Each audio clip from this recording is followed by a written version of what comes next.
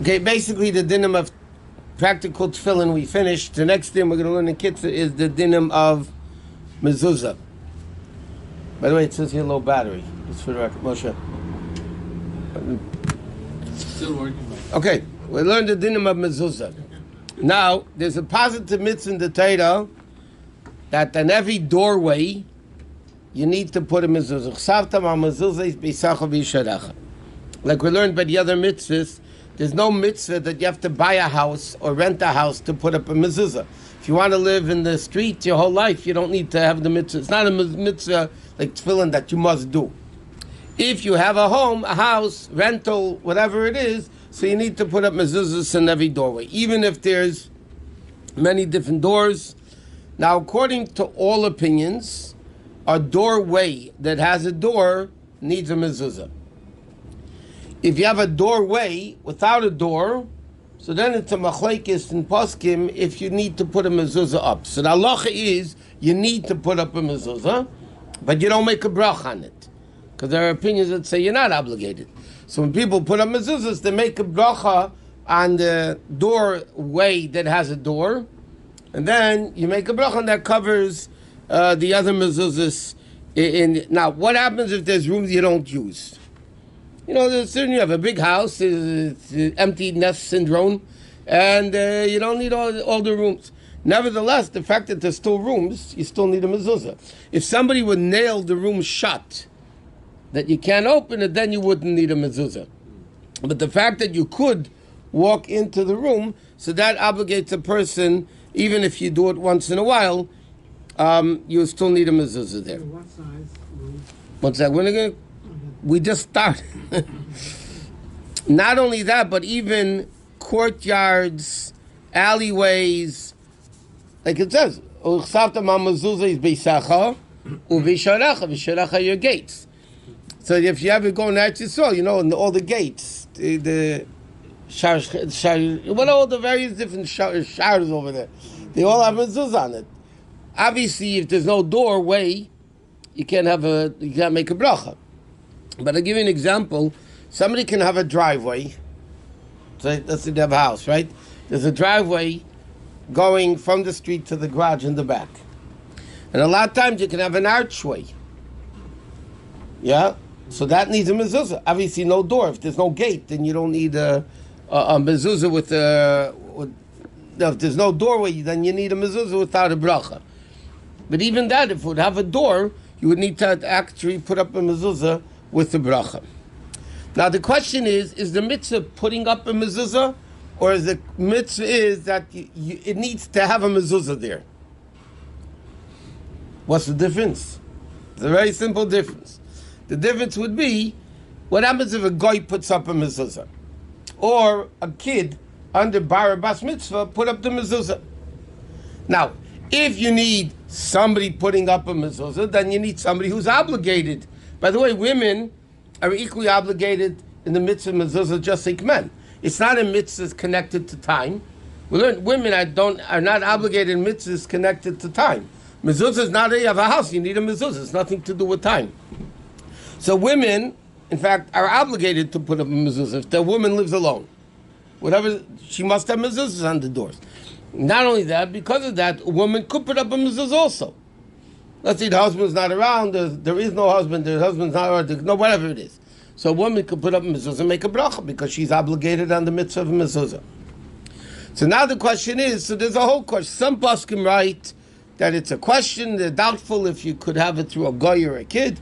Other poskim, no, you could do it. The minig is to avoid having a guy or a Jew, a kid under bar bas mitzvah. The best thing is to have over bar bas mitzvah putting up a mezuzah. They tell a story. There was once a very expensive home.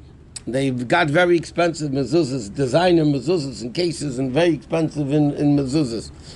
And the Goyish workers, the contractors, the Goyish workers, thought they're going to do everybody a favor, and they're going to put up the mezuzah.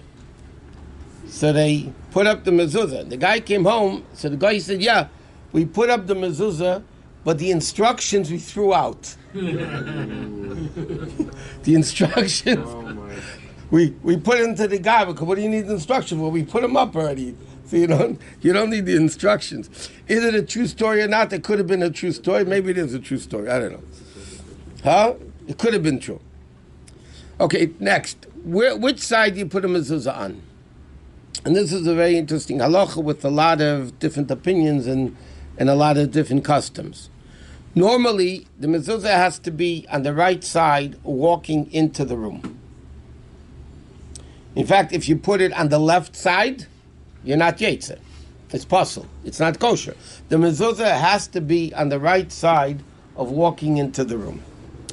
But there's a lot of, and by the way, it says in halacha, it doesn't matter if you're left-handed, not left-handed. Mezuzah has nothing to do with left-handed, you're knocking in with your left hand, but there's no difference between a left-handed person and a right-handed person, whether you put it on the left side of the door. You have to put it always on the right side. If somebody put it on the left, they have to take it off, because it's not kosher. They have to put it back on the right side with the bracha, because what they made the bracha before was not good. It wasn't kosher.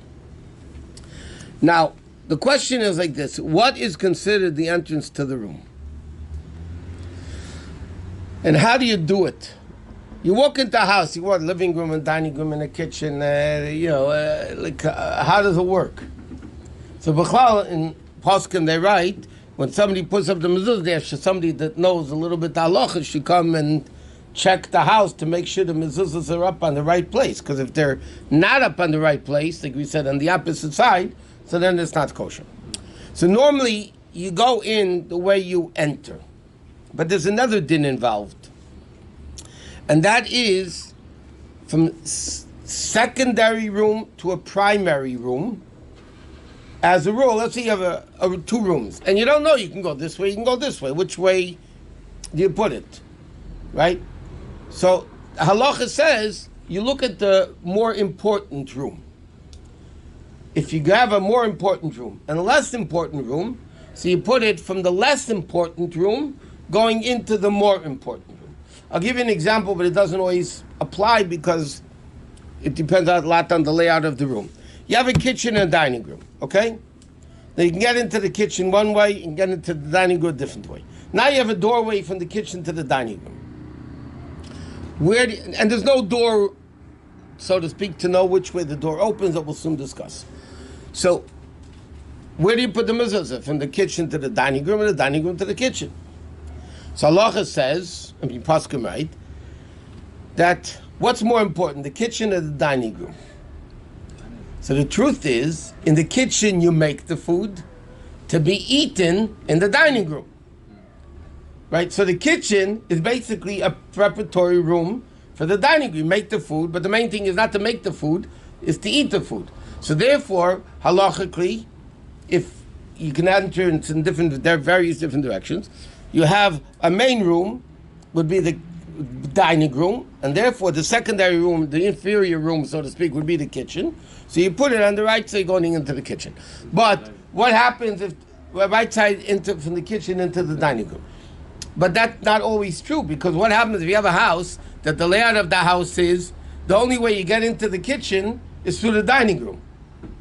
You can have an apartment, right? You go into the living room, dining room, whatever, and then you go into the kitchen. And there's no door in the kitchen.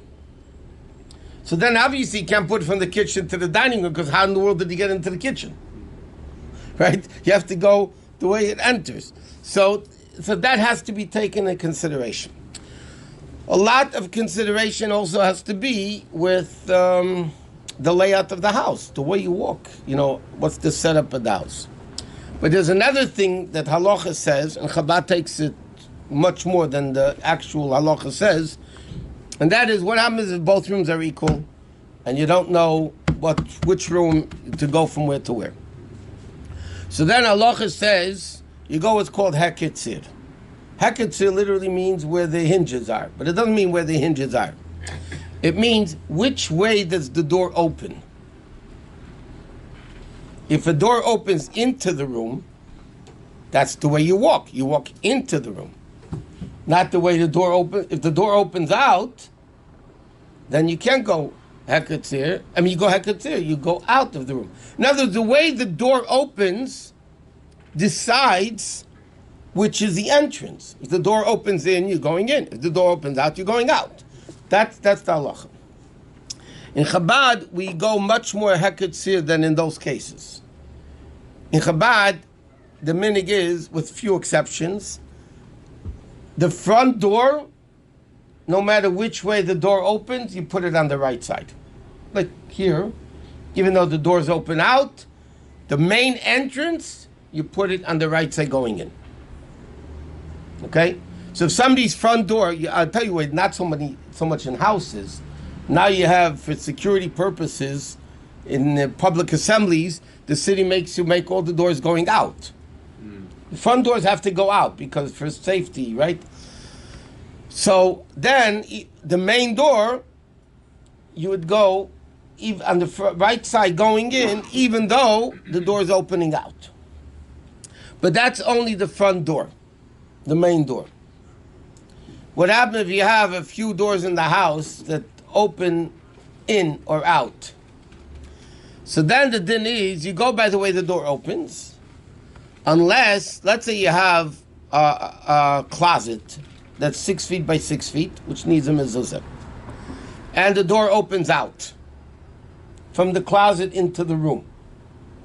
Now, if there's a way to get into the room, even with a window, even to climb through a window, then Chabad would say, climb through the window, and the mezuzah goes on the right side going out of the room. Because you can get in through the window. That's what Rabbi Rashab said, the Marash said, you can get in through the window, go in through the window, take a ladder, go through the window, and do it. But if there's no door, there's no window in the closet, a closet needs a mezuzah. It's 6 feet by 6 feet, which is 4 amas by 4 amas, which is a minimum size of a room that needs a mezuzah. So then, you can't put it coming out of the room because there was no way of getting into the room. There's no window, there's no door, right? There's no other way of getting into the room. So then most Chabad Rabbanim, the big Chabad Rabbanim hold that then you put it on the right side going into the room because you can't put it any other way. You can't tell a guy go through the window, there's no window. You can't go through another door, there's no other door. So then you can have no choice, you have to put it on the right side going into the room. What? So if you have a situation like there's a door on the second story of the house and stairs going down, and it opens up going out, but you only use it to come back in. You only use it that way. Is it the main door? No, not the main door of the house. No, a secondary door. So then you go heketzir. Then you go by the way the door opens, according to our custom. By the way the door opens. The way Chabad custom is, we only go by the way the door opens. Other people have a different custom? Yeah, because they'll say this is the main entrance into the house. So, or sometimes I'll give you another example. You have a back door. Okay, so many times you have a sliding door. Okay, but let's say you have a door that opens into the house. Okay, so then obviously you put it on the right side going into the house. What happens if the door opens out to the yard? Right, it opens out into the yard. Now, most people would put it on the right side going into the house because the house is more important than the yard. Obviously, the house is more important than the yard. So, and you go from the yard into the house because that's the primary thing is the house. In Chabad, we wouldn't do that. If there's a way to get into the backyard from the street, let's say there's a gate on the side that you can get into the backyard from the street, then we go heketzir, we put it from the house going out. No, I'm sorry, the house going out because the door opens out. Even if there's no entrance into the street, doesn't matter. The way if the door opens out, we put it going out. Unless if it's the door that's used the most. A lot of people don't always use the front door. A lot of people pull into the garage, they use the back door. So the back door by them is the main door. So then that has a din of the front door. But otherwise, you go the way the door opens. Okay, to be